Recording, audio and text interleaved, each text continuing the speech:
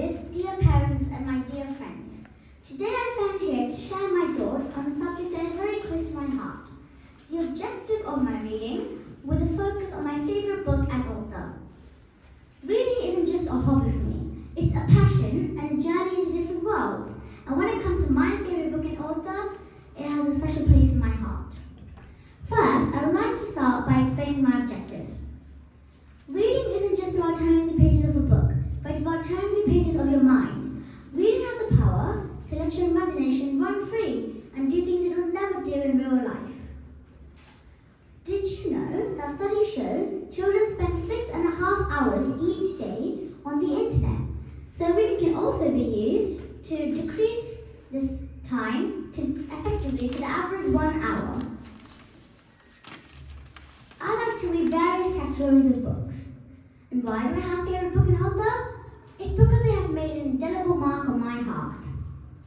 Now I would like to tell you all about a book called Good Night Stories for Rebel Girls. This book is about 100 women with extraordinary fields and backgrounds. This book celebrates their achievements. And now I would like to tell you 2 of the many stories from this book that inspired me.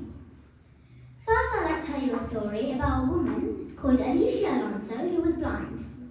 Alicia Alonso was a woman who was blind but had a really big passion to dance. And one day in New York, she had to step in for a badly wounded ballerina. She couldn't say no due to her passion for dance. As soon as she stepped onto the stage and started doing the first few moves, the crowd fell in love with her perfect and graceful dance moves. And she got chosen for many ballet companies around the world. This story shows me to never give up whether you're differently abled or not. You just need perfect practice. I will also tell you a story that you might be familiar with. It's about a brave girl who fought for girls' rights. Who, you ask? You should know Malala Yousafzai. Malala Yousafzai was a girl who loved school. But one day, the Taliban came and invaded the country. They made it forbidden for girls to go to school. So Malala thought this was unfair and wrote about it, and even said online, education is power for women. The Taliban are shutting down girls' schools because they don't want women to be powerful. A few days later, 2 Taliban men shot her in the head with their guns, and she was rushed to the hospital immediately.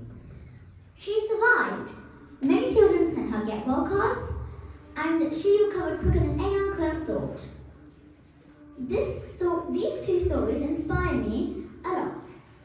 This book is known for its empowering narrative, concise and many biographies, and many different illustrations. It aims to encourage and motivate young readers, particularly girls, to dream big and follow their passions. The authors of this book are Alina Fabili and Francesca Camillo. The illustrators of this there are 60 illustrators from around the globe who illustrated this book. I can't imagine my life without a book. What I'm comparing this to is the lost art of reading, writing, comparing and persuading to the great social ills of text message, tweet and snap. While these modern technologies may have their place, us, the young generation, need to stick on to reading. So go out there, find the good book. Not just any book. The best ones are recommended by another kid. And just go for it.